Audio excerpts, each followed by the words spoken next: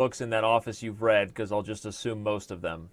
But No, maybe like 3% if I'm lucky, and that might be exaggerating a little bit. So no, I have not, but there are many books, a lot of the old chess informants, new in chess yearbooks, all kinds of yeah, ancient I things. was gonna say that that new in chess yearbook row right there. That looks pretty tasty right there. That's a lot of Nick yearbooks. So Yeah, it's been a well, long time ago. obviously we have you here and are very appreciative of it. The fans are excited to hear what you have to say about Game Five, a game that was a little strange, I guess. My initial thoughts before you and I dive into the chess position, it was really the first time we saw the world champion kind of on his heels. Do you agree with that? Yeah, absolutely. I think if you looked at the first games, the first two games were pretty even. I don't think either side really could claim anything. But in games three and four, especially, Magnus definitely had an advantage, if not a winning advantage. So this was the first time that he was in some trouble. And Sergey didn't quite play it correctly, but he definitely had some chances. All right, well, let's hear what you have to say about the full thing. I think we start with the Italian, since that was kind of the first surprise for everybody that we didn't have another Lopez. But were you surprised by this? No, not at all. I mean, I think if you're gonna play within the Berlin, you almost have to play 4D3. I mean, I know Magnus tried to play the Rookie 1 variation, which I think it's still playable for a game or two, but if your opponent has prepared for it, I don't think you can really try that. So I think it was a logical continuation by Magnus to play the Italian. But I do think most likely we'll see probably D4 or C4 Knight F3 in the next game where Magnus is white. Okay, interesting prediction there. So we move forward. Obviously, logical moves being played here, and pretty commonly traveled roads, at least till here with the move A4. So what is the approach here, both psychologically and in the X's and O's, for Magnus to kind of play this a little bit offbeat move order with A4? I don't know if there really is a difference. I think maybe he thought perhaps Sergey would use a little bit of time after playing A4, and that might confuse him a little bit. But sooner or later, White's going to have to play C3. So in fact, it's just going to transpose into the other move order.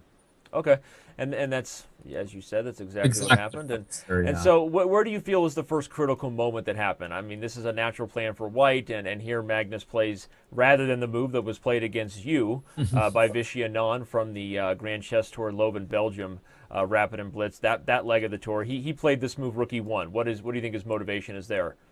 Well, I think Bishop G5 and Rook E1 are the two main moves. I think Knight BD2 has been played. Actually, Knight BD2 might have been my game with Topolov and Leuven, if I remember correctly, or something very similar to that. At any rate, so there are a couple moves, but Rook E1 I think is the most standard continuation here, and I think it's the best way to try and fight for an advantage.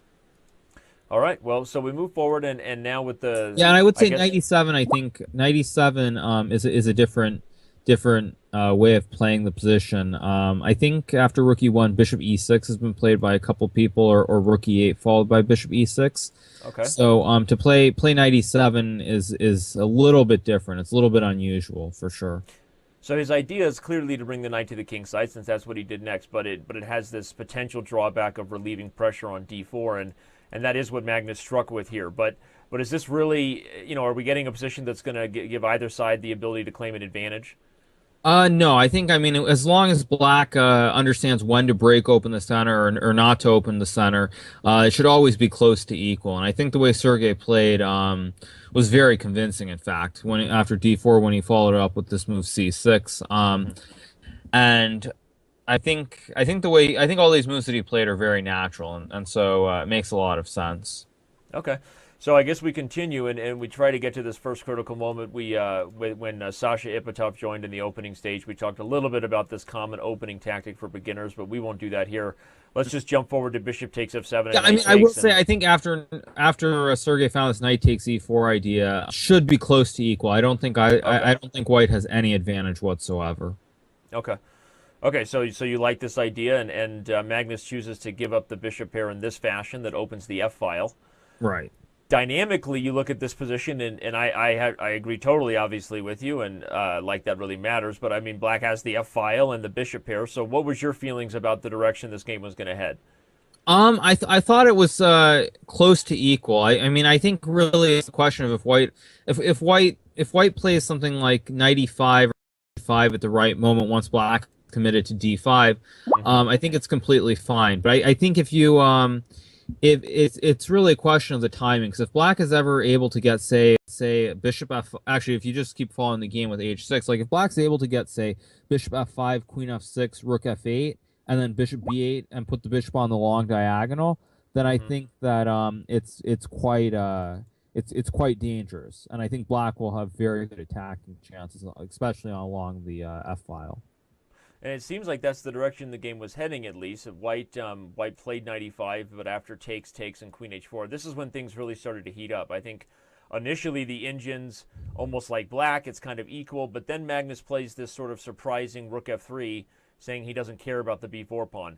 Can you explain to the fans what's going on here in this kind of complicated position? Right. I mean, I think this is the critical position of the entire game. I think all the moves after from knight takes e4 up until queen h4 were very natural for black, and it was here after rook f3 that I think Sergey kind of, he didn't go wrong, but after exchange on c5, I don't think he ever had any winning chances. Whereas I think if he had played the move bishop to g6, which I believe was a top recommendation of the computers, it's very interesting. I think rook takes f7, bishop f7, e6, and bishop Hmm. g6 was probably the best way to continue. And I think the computers gave the move queen to g4, and after queen g4 it was approximately equal, I think. Got it. So what is the psychology there then? And I don't mean to be searching for a pattern that doesn't exist, but I have to point out that we have back-to-back games where Sergey gives up a bishop for a knight in a position that opens the b file and creates a backward pawn on the. And what is his approach here, and why does he feel he needed to simplify and trade the knight there? Is there a little bit of nerves? Does he not want to go into those complex positions against Magnus? Well, I think it's very hard to calculate because when you're in the position, if you don't see anything concrete, taking on c5 is a very natural way of continuing, and of course you're going to have opposite color bishops, and it's going to be very hard for white to do anything. So I Okay. think it's probably a combination of both. I don't think he saw anything concrete, and then he kind of got worried probably that after bishop g6, there's probably something like rook f7 takes e6, bishop g6, and maybe something like e7 or knight Right. takes b7. I think he was very worried about this past e pawn, Right. especially, and so he played the safer continuation. Okay. So I guess that makes sense from that perspective. And although he is black in this game, so maybe he was willing to settle on a position he felt comfortable in. And after rook e8, rook f4, stop me when you feel like there was something really critical to talk about. Sure. I mean, I think all these moves were pretty forcing. I mean, what really White's playing for f4 g4 f5 e6 if he can get it in, and Black is basically trying to set up a blockade along the light square diagonal c8 to h3 Right. with g6 or h5 depending on the correct setup in the round. So I think the next about 10 moves or so were very straightforward by both Sergey and Magnus. And bishop Okay. e4 is actually bishop e4 is a very good move because if you look with the computer, I know the computer I think suggests bishop e6, rook g3, rook takes f2, Okay. and now after bishop takes h6, I think the computer goes rook f7, Yeah. Very rook 2 very weird f7, stuff. and I think after rook 2 f7, the computer say it's equal again. But for a human just looking at the position, it looks very very scary. So bishop e4 was a very good move because it forced the exchange of rooks. Because if white goes rook g3 here, Hmm. then rook takes f2, and if bishop takes h6, I think rook takes g2, Interesting. and black's just gonna be up some material here. I mean, it's Right. probably still equal thanks to the strong e pawn or the weak b7 pawn, but again, I mean, black has no risk. White's the one who has to prove that it's not losing. Okay. Well, these are phenomenal variations that we wouldn't get otherwise. So bishop e4 certainly. Sergey is making sure he doesn't become the defender. A very nice move to kind of force Magnus's hand to trade. And still, again, okay. So these moves all seem natural, and then probably probably until we get to the moment where well, I guess I should let I you mean, tell all us these your. things are normal. Try and put the bishop on d4 and put a rook on b2 to tie down black's rook to the b7 pawn. Right. Like has happened in the game. I think bishop b3, rook f7, rook f2, queen b1, rook b2, queen f5, a5. So yeah. I mean, Actually, I was kind of curious about this move A5 because I think long term, if you think about the game four, for example, Magnus walked his king. I know Right. he was black, but it's the same structure, and he walked the king all the way around to A5 and or it was A4 or B3 in that game. But I thought A5 was, I mean, I don't think it changes a whole lot 'cause I don't think it's a realistic plan, at least considering the current setup of pieces. But I think it still might have made sense to leave that diagonal Right. open That for that something long later. term opportunity. That's full board vision right there. Perhaps is he worried in some cases maybe black plays a5 and then this pawn is stuck to the light square of a bishop, or is that just going to be double edged always because white will have a chance to target I it? mean, I think it will be double edged because white's always going to have some kind of bishop d2 and bishop takes a5. But I think that's a matter of choice, and I think that Magnus probably just figured any idea of bringing a king to a5 just too long term and too unrealistic. So he just closed it down to avoid any weaknesses over there. And ironically, or interesting, the moment he did, Sergei Karyakin started this sort of interesting king walk. And I'll admit that during the game, I was rather surprised by this idea just because I didn't think it was necessary. But do you feel that this was a strong approach by Sergei to kind of change gears, let the king have the job of guarding the pawn so that he can more aggressively use the king side as what happened? Yeah, I think moving the king is a very good idea, and I think Magnus, in fact, he kind of played this moves Queen C3 and Rook B4, I think he underestimated the potential of G5 and H5. I think he probably expected Sergey to kind of just wait with his current setup, just move his Right. queen around or try and exchange rooks and then set up a blockade on the light squares. But after Rook B4 G5, it's still very equal, I would say, objectively, but I think there are definitely some chances for black after black's able to get in G5. Right. Suddenly the tables have turned, and Magnus maybe if not here, but quickly he realizes that he does need to be a little worried about black's pawn storm on the king side. Was there any way he could have handled this better than playing the move G4, or do you feel this was the Um, necessary no, aggressive defensive idea? G4 is still completely fine, but from a practical standpoint, I really don't like G4. I thought that at this point already, it might be time to just play something like King G1. Hmm. So like King G1, H5, and maybe just Rook F1 here. Just sit. So something along these lines. I thought this maybe it was already time to do something like this. Because in the game it gets very tricky and very Do you feel like dangerous. maybe part of the way the match has gone so far? I mean, you're a player who's played obviously both of these guys many times, and you understand the psychology of players at this level. Is it possible to say that someone like that would ever be overconfident? That Magnus might be a little too confident, not really thinking that he had any danger of losing here? Yeah, I mean, I think it's very likely that he just simply didn't see any danger. I mean, he's been pressing the entire game. I mean, more or less pressing the last three games, you could say. So I think probably at this point he simply didn't realize that there could be some danger, and Right. I mean, he very nearly paid price. Yeah, and I remember watching it over live. I mean, Sergey quickly played h5, and it was almost right here that you started to realize, okay, White is actually the one needing to defend the position. Maybe Magnus realized it for the first time too. After King G8 though and Rook G8, this is when things really could have unraveled, right? Magnus played this move King G2, Right. and potentially could have gotten in big trouble. Correct? Correct. Yeah. I mean, I haven't looked at the engine analysis, but I think the way Sergey played. Okay, so H takes G was correct. H takes G4. H takes G4, and I think here Queen H6 was also very interesting. I think Right. D4 had potential too. But Queen H6 I thought was quite interesting because White has to play King G1. Right. I think like King G1, Queen H3, Queen E2, And and suddenly now Black has a lot of pressure. yeah, now here I don't know if E4 is the way to continue or Black should play Queen G3, but something like Queen G3, Rook G2, Right. for example, Queen G3, Rook G2, Queen takes Bishop C1, and I mean I think probably with correct play White can hold this, but I mean you're going to be down a pawn and defending for sure.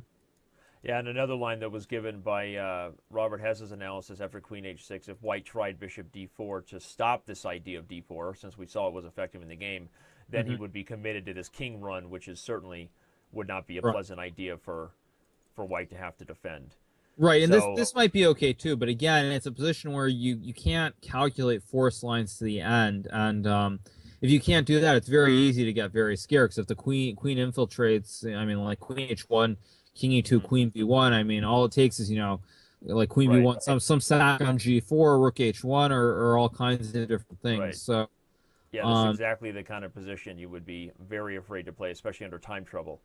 right. Um, So, okay, so but yeah, I mean, I think this was good too. But I really liked d4 during the game. yeah, so did I. It just had I that was feel very, I was of very a very strong thematic pawn sacrifice to open up this diagonal, and you knew that at least for the first time in the match, Karyakin thought he had a chance to win the game. He was pushing in this right. position here. Yeah, yeah, definitely. And right, so queen takes d4. I think bishop takes d4 was stronger. I know when I was looking at it before, after bishop takes d4, queen h6. I think was it queen? I think queen d3, rook h8, king f1. I think something like this, and Runs I out. wasn't sure. I wasn't sure if black is winning or not. I saw something like so sure at the time, but of course it's very scary. So I can understand why Right. Magnus took with the queen. Yeah, super dangerous to go for a line similar to what you just talked about. So he took with the queen. Karyakin played bishop d5, and as we move forward, I mean, it also makes sense taking with the queen because also you keep the bishop on e3. I mean, it's bishop on e3. Maybe I mean, it's just optical, but it looks, it's closer to white's king if it's run to e2, and so I mean, just optically, it makes more sense as well. right.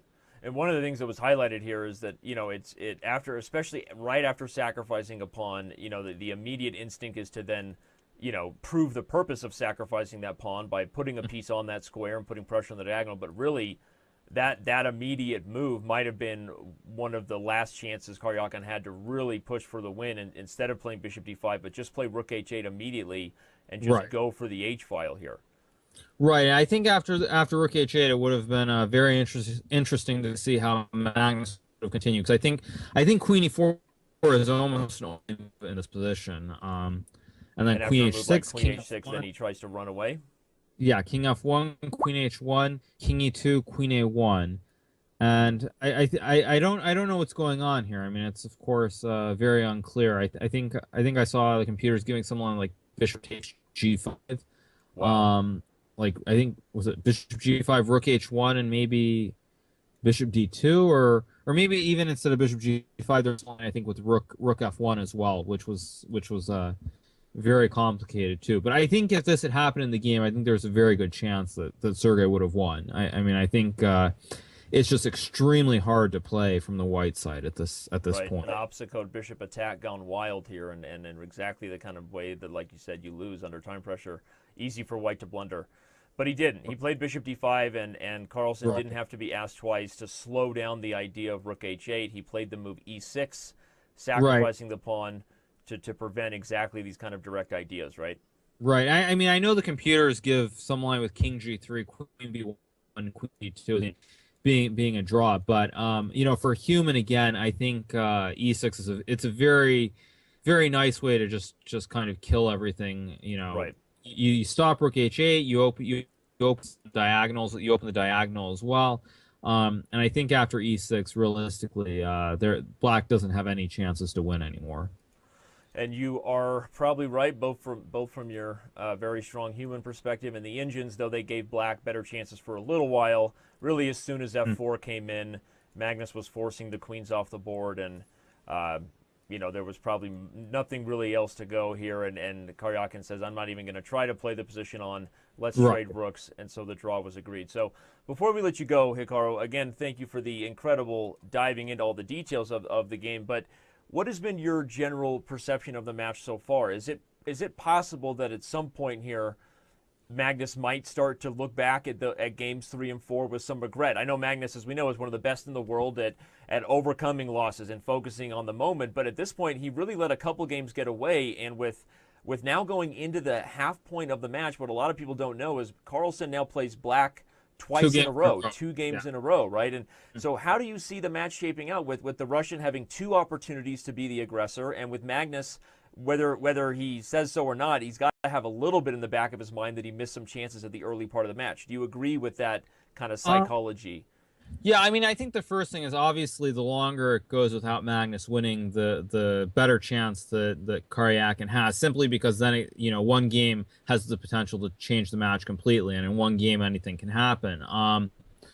I think really, I mean, for Magnus, I think it's got to be quite difficult because in game four, much more so than game three, he should have won that game. I mean, I think if he had not gone F4, I mean, if he had played some F takes G4 at the right moment, I'm sure the position would have been too open, and the two bishops would have been able to win the game for him. So I think, I mean, it's got to be quite difficult knowing that for sure he let one win slip away, if not two. But again, it's Magnus. And I think the one good thing he has going is that so far, his games with Black, Sergey has not been impressive whatsoever. I mean, Sergey was obviously losing the last one, and then game two was, oh yeah, game two was the other where Magnus didn't have any problems whatsoever, and Right.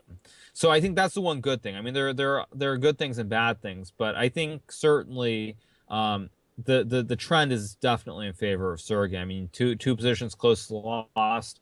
And now he has one where he was definitely pressing. So the trend is in his favor. He obviously has two whites, and I think, I mean, he has to put pressure on Magnus. If he doesn't put pressure on Magnus in the next two games, I mean, I think Magnus will find a way to win. So if I'm reading your tone correctly, it would be fair to surmise that you still feel like this is Magnus Carlsen's match most likely, despite the challenger being even this way at this point in the match. Yeah, I think most likely I would say that. I mean, I've been surprised by the way Sergey has played. I mean, I think for example, I know one of his main seconds for the match is Shakir Mamedyarov, who is a very predominant D4 player, not an E4 player. So I was kind of surprised to see that Sergey has been playing E4 thus far in the match. But Mm-hmm. I mean, also especially considering how well E4 worked out for Vichy in the last match. Or actually not the last one, but the match before against Magnus as well. So it's a little surprising, but it's a long match, and I think, I mean, if Karyakin keeps playing the way that he's played so far, and Magnus doesn't play better than he is, I think anything can happen. All right. Well, I guess we'll let you get back to it. You're